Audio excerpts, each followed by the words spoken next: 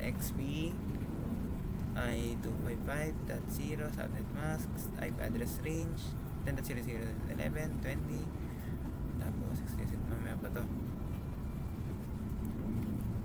And then kay Windows 7 female 172.16.0.0.11.20. Ito kay Windows 0. Yan, nice install. Tayo natin.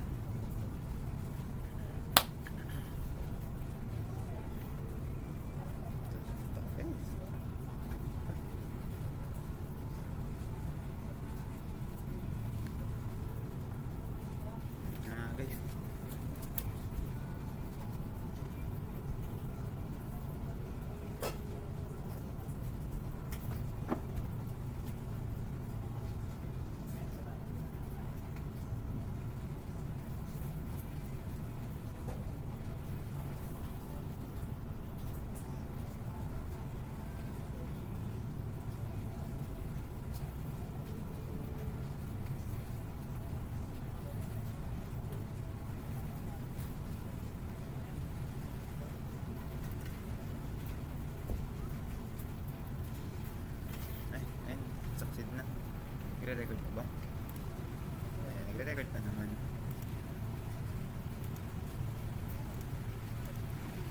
Close. Ayan. Ayan, tingnan na natin kung mag-ano. Okay na ba itong configure na ba itong ano natin? DHCP. So, ayan. Okay na. Nasundan naman.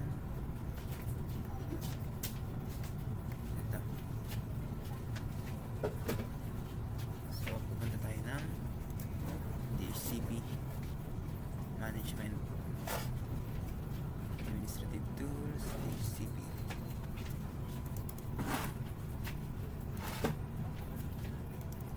IPv4. Ito karandang pag-name na ito.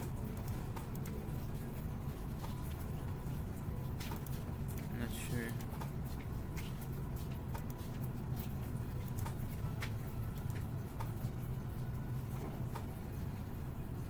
Days. Hindi natin babaguhin yun na. XP main start IP 11.20.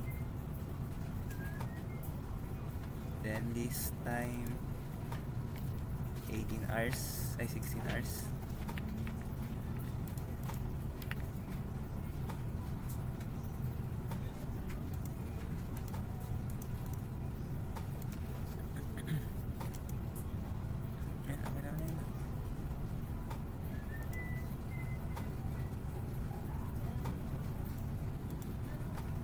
Sa isa rin properties 16 hours.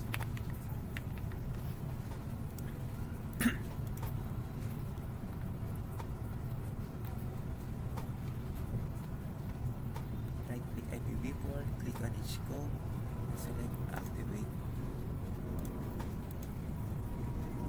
And activated naman na.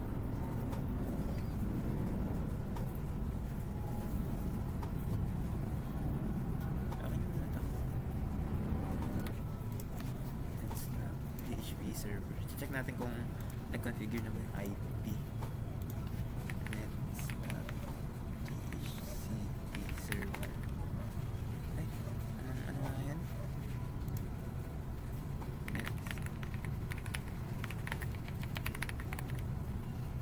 Tapos net start. DHCP server.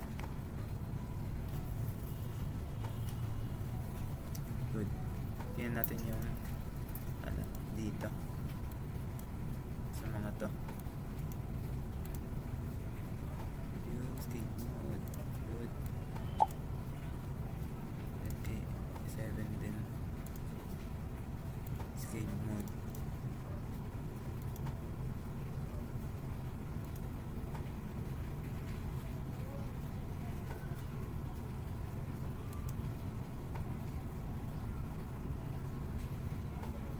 Connect naman na. Pero tingnan pa rin natin. IP config natin to. Command prompt.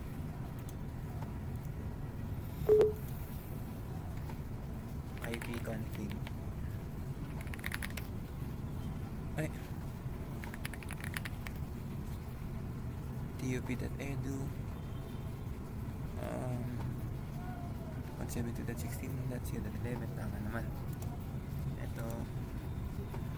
Saan yung search? Oh.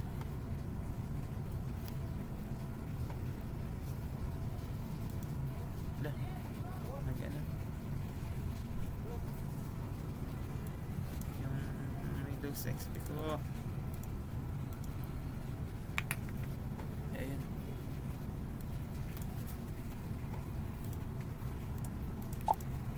Nahanap ko ay command prompt.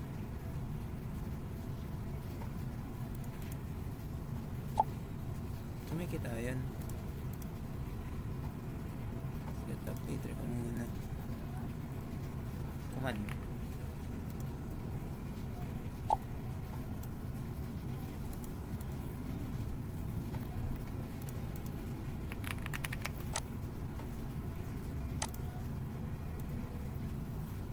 MD. Eto. ipconfig. Ay, tama naman. Nag-connect naman na.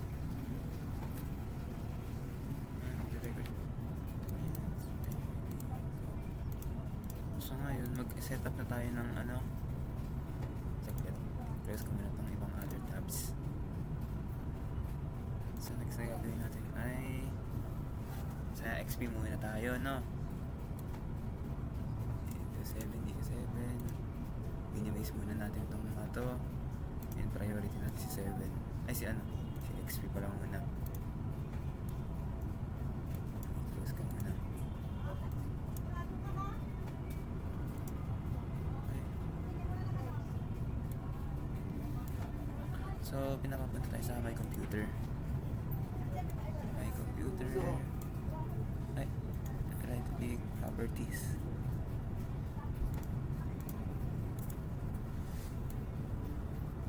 Then click change. Time change.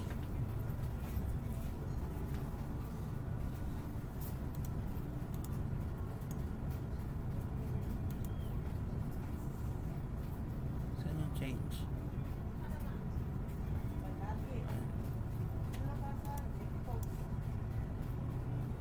Ayun. Computer name. Under member of tp.edu.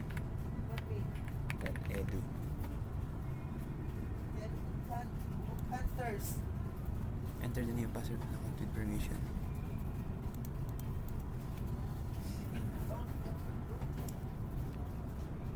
Administrator, then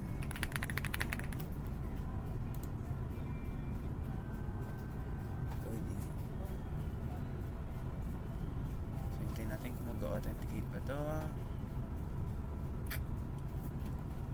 Tagal na lumabas, no? Ayun. Ala, lumabas nga. So i-restart daw natin muna yung PC bago natin makita. Or yung ano, yung ating XP. So habang nag-restart yan, ganun din gagawin natin kaya Windows 7. Papalit-palitan lang.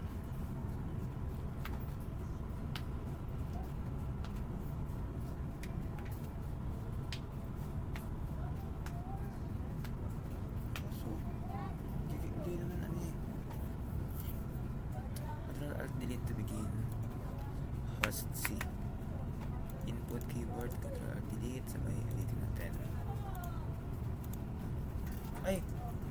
Wala, nag-blue screen. Sige na, huwag na natin yan. Ganito na lang natin siya.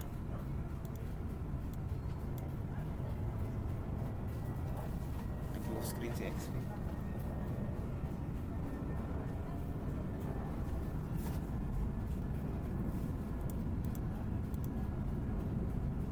Administrator. TUP.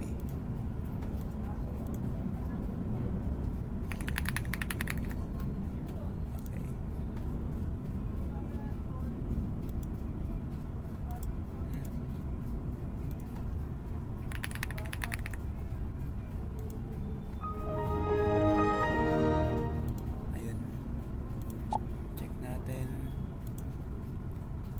computer properties, computer name, tip.edu. Ayun, nakakonect na siya sa tip.edu, which is nice. Then gawin na rin natin sa Windows 7. So katulad lang din kanina, may computer properties. Ay, saan yan? Hindi computer properties pala. Same lang din kanina. Then punta tayo sa computer name, click changes, change settings, then go to saan yan? Click change settings, click change, click member of, enter the domain name tv.edu. Okay.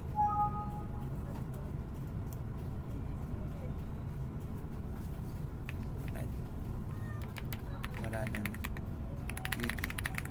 Tingnan natin kung mag-login ba. Dapat mag-login din yun. Admin ako dun eh. In-admin ko sarili ko ron eh. Let's see.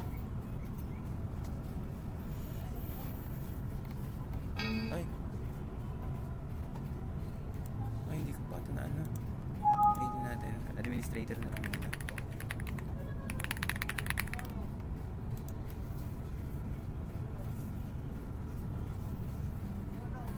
Congrats ka. Dapat mag-congrats ka.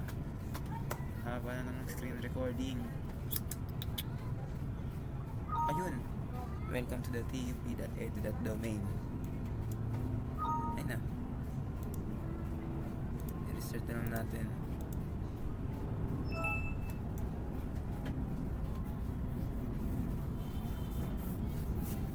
Login using a domain account.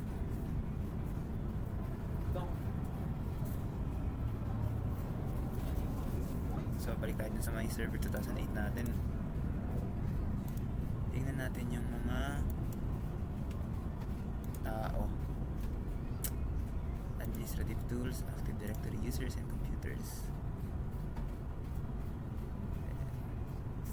Then, hanapin natin ang yung admin. Domain admin.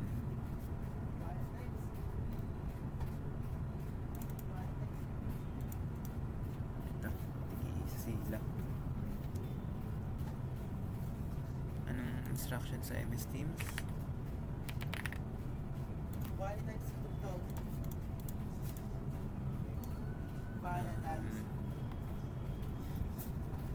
ISO 16. Like 5 student accounts per section per OS. Okay. If that's the case, sige, minimize man natin. And we'll see.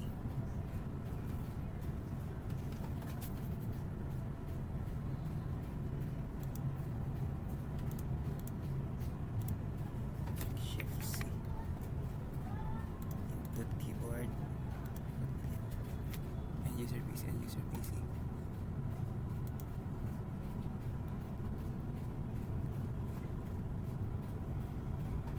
Switch user. Ito muna na tayo.